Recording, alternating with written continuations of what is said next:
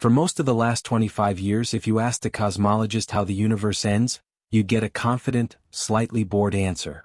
Expansion continues forever, matter thins out, entropy wins. Heat death. Case closed, next question. Here's the thing. That confident answer rests entirely on one number holding perfectly still for the rest of time. And in 2024, and again in 2025, the most precise instrument ever built to measure that number produced results suggesting it might not be holding still at all. Footnote 1. This channel has said before that we are the measuring instrument, that everything we know about how much universe we can reach and how long its history stays legible, comes down to one data point. Us, here and now, with whatever equipment we've managed to build. This episode adds a third instance of that pattern.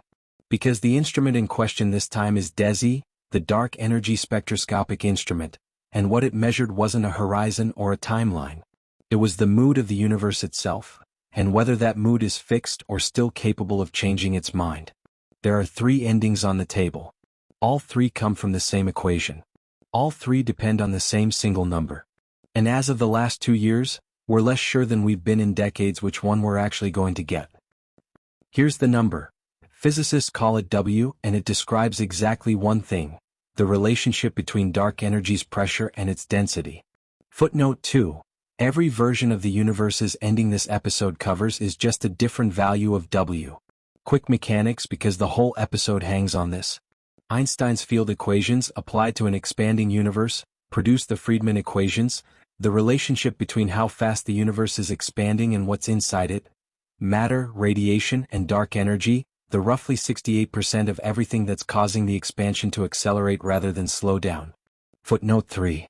Matter and radiation dilute as the universe expands, spread the same stuff over more space, the density drops. Dark energy strangely doesn't have to.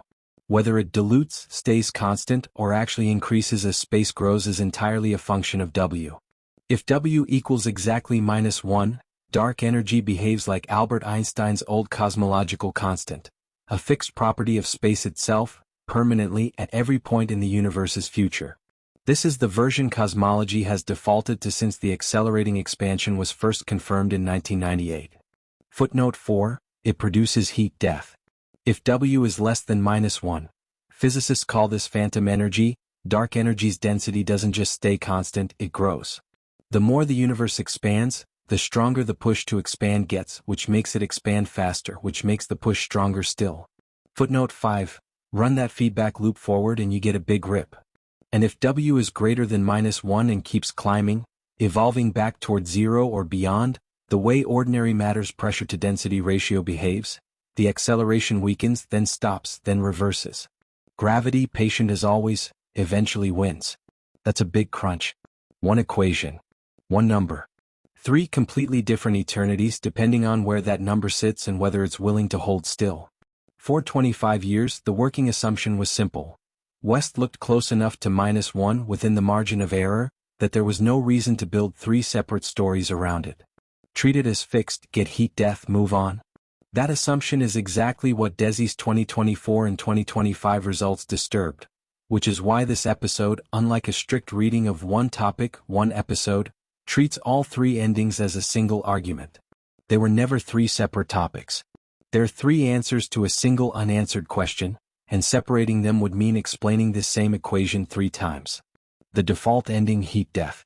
If W stays at exactly -1, this series has already told you this story in detail, and there's no need to re-derive it.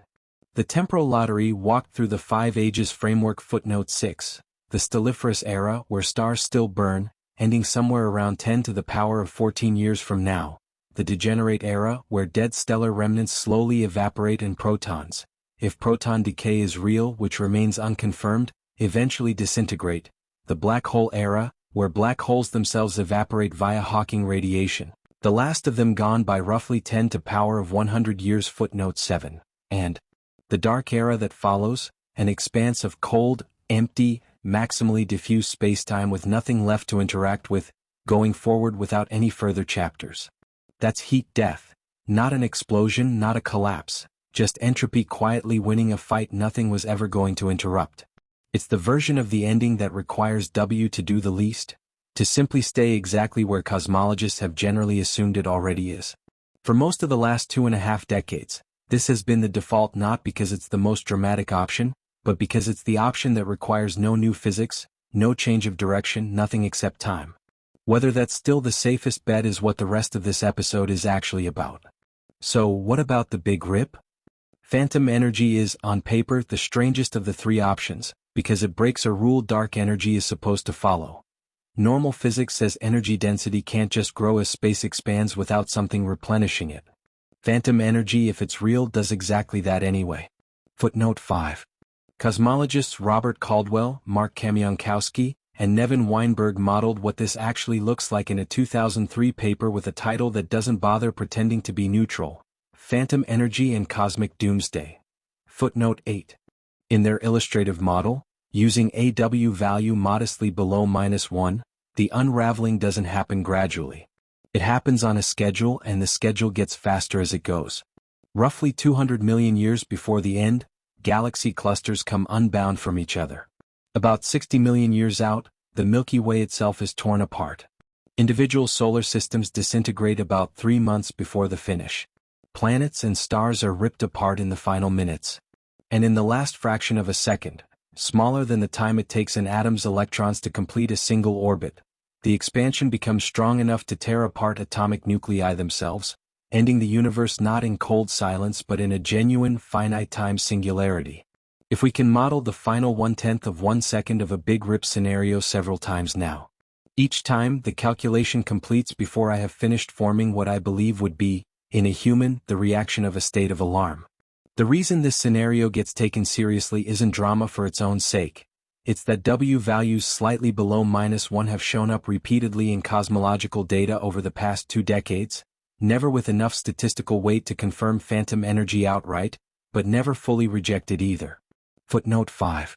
It has always been the option sitting just outside the margin of error. What changed recently isn't that it moved closer. It's that the newest data suggests something more interesting than either confirming or ruling it out, which Section 5 gets to. So, what is the Big Crunch? The Big Crunch is, in some ways, the least fashionable of the three ideas right now, mostly because it requires the most work. W has to cross back above roughly -1/3, the threshold where dark energy stops accelerating expansion at all, and keep going for gravity to finally get the upper hand it's been denied since the acceleration was first detected in 1998. If that happens, the universe's future starts to resemble its past run in reverse. Expansion slows, halts, and begins to contract. Galaxies that spent tens of billions of years growing more distant start, very gradually, to close that distance again. Temperatures that have been falling for the entire history of the universe start climbing. In principle, and this is genuinely speculative territory, some theoretical models don't stop at a single crunch.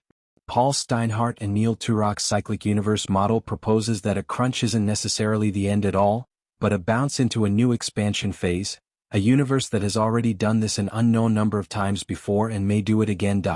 So, when life does find a way to build an entire civilization around the assumption that the universe only expands, and then, somewhere around 14 billion years in, the universe reconsiders. The honest caveat: nothing in the current data pushes W anywhere near the -1/3 threshold a crunch would require. This isn't the front runner.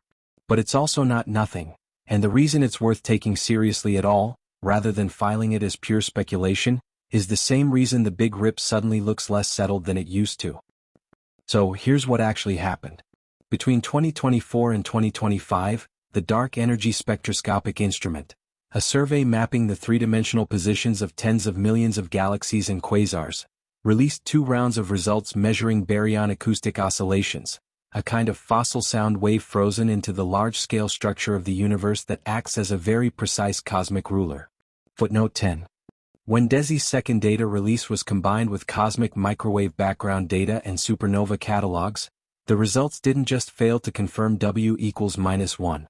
They suggested W isn't constant at all, that it may have been below -1 phantom-like earlier in cosmic history, and evolved to sit above -1 more recently, a transition researchers have started calling phantom crossing. Footnote 11. And it is fascinating that the measurement itself is precise to a fraction of a percent. The interpretation built on top of it is not. Between 2.4 and 4.2 standard deviations, depending on which supernova catalog is included, This is evidence worth taking seriously. It is not, yet, evidence worth calling settled. A side note. The DESI phantom crossing significance, 2.4 to 4.2 standard deviations, is a live research area with new papers appearing monthly. These were the latest numbers we found at the time of this recording. So, things can change and may have changed at the time of viewing.